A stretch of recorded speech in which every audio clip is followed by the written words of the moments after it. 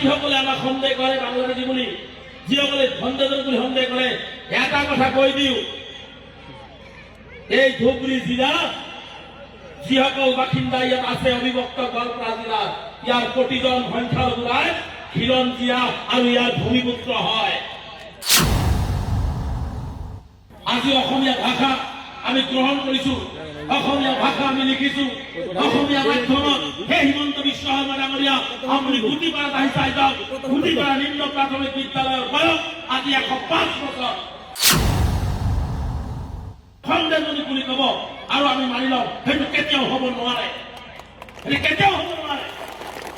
সেইকাৰণে কৈছো হিমন্ত বিশ্ব শৰ্মা ডাঙৰীয়া আপুনি নামনি অসমক আঙুলি তোলাৰ আগতে আপুনি জানি ল'ব, নামনি অসমৰ প্ৰত্যেকজন মানুহ ভাৰতীয় অসমীয়া আৰু ইয়াৰ থলুৱা খিলঞ্জীয়া হয়। আমি যিহেতু অসমীয়া মাধ্যম, অসমীয়া ভাষা, অসমীয়া বিদ্যালয় জীয়াই ৰাখিছো, হিমন্ত বিশ্ব শৰ্মাতকে বেছি অসমীয়া হৈছে অসমৰ খিলঞ্জীয়া সমাজ, অসমৰ সংখ্যালঘু সমাজ। নিয়ম অত্যাচাৰ কৰিলে, অত্যাচাৰ কৰিলেহে নিয়ম। আৰে ভাই, কোনোবা শান্তিত ৰখাৰ অত্যাচাৰ কৰাৰ মালিক হৈছে আল্লাহ ভগৱান গড ঈশ্বৰ, হিমন্ত বিশ্ব শৰ্মা ডাঙৰীয়া।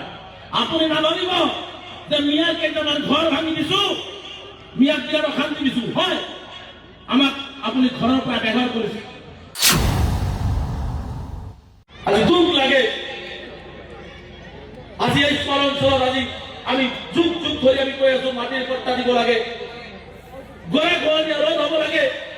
আজি গৰা খহনীয়াৰ কবলত পৰি হাজাৰ হাজাৰ মানুহ যাতে গৃহহীন হয়।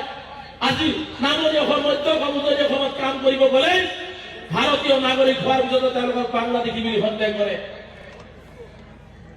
এটা কথা, যিসকলে আমাক সন্দেহ কৰে বাংলাদেশী বুলি, যিসকলে ধন্দেজন বুলি সন্দেহ কৰে, এটা কথা কৈ দিওঁ,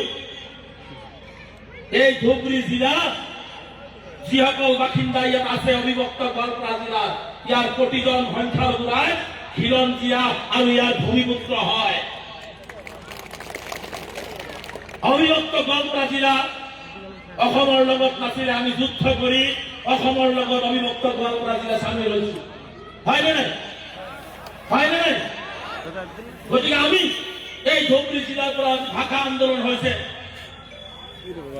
আজি অসমীয়া ভাষা আমি গ্ৰহণ কৰিছো, অসমীয়া ভাষা আমি লিখিছো, অসমীয়া মাধ্যমত সেই হিমন্ত বিশ্ব শৰ্মা ডাঙৰীয়া আপুনি গুটিপাৰাত আহি চাই যাওক, গুটিপাৰা নিম্ন প্ৰাথমিক বিদ্যালয়ৰ বয়স আজি 105 বছৰ। আৰু আপুনি গুটিপাৰা মানুহক সন্দেহজনী বুলি কব আৰু আমি মানি লওঁ, সেইটো কেতিয়াও হ'ব নোৱাৰে, সেইটো কেতিয়াও হ'ব নোৱাৰে। সেইকাৰণে কৈছো হিমন্ত বিশ্ব শৰ্মা ডাঙৰীয়া আপুনি নামনি অসমক আঙুলি তোলাৰ আগতে আপুনি জানি ল'ব, নামনি অসমৰ প্ৰত্যেকজন মানুহ ভাৰতীয় অসমীয়া আৰু ইয়াৰ থলুৱা খিলঞ্জীয়া হয়। কেৱল বাংলা ভাষাত ঘৰত কথা পাতিব, বোলে বাংলা ভাষা অসমীয়া ক'ব নাজানে, অসমীয়া বিভিন্ন জাতি জনগোষ্ঠী নিজৰ নিজৰ ভাষা থাকে অঞ্চল বিশেষে। আজি অসমীয়া মাধ্যমত কেইজন কৰিছে? হিমন্ত বিশ্ব শৰ্মা ডাঙৰীয়াৰ ল'ৰা ছোৱালী অসমীয়া মাধ্যমত কৰিছে, হিমন্ত বিশ্ব শৰ্মা ডাঙৰীয়াৰ ভাই ককাই ভনীৰ ল'ৰা ছোৱালী অসমীয়া মাধ্যমত কৰিছে, দেখুৱাব পাৰিব। গতিকে অসমীয়া যদি হয়, আমি যিহেতু অসমীয়া মাধ্যম, অসমীয়া ভাষা, অসমীয়া বিদ্যালয় জীয়াই ৰাখিছো, হিমন্ত বিশ্ব শৰ্মাতকে বেছি অসমীয়া হৈছে অসমৰ খিলঞ্জীয়া সমাজ, অসমৰ সংখ্যালঘু সমাজ।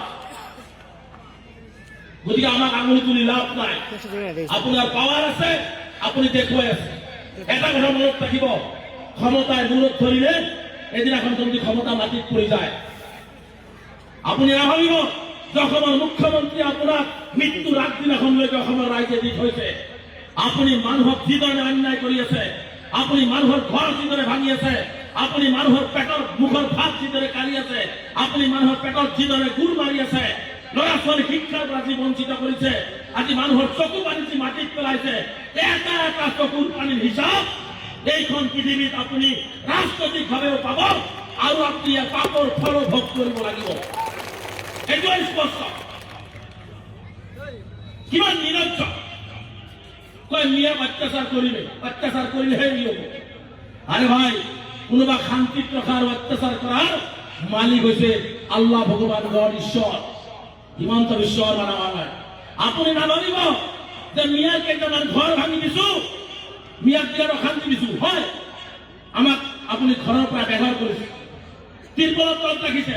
কিন্তু এটা মনত ৰাখিব, আমি এবেলা খাই এবেলা নাখাই হলেও আমি কিন্তু তিৰপলৰ তলতো শান্তিত আছো।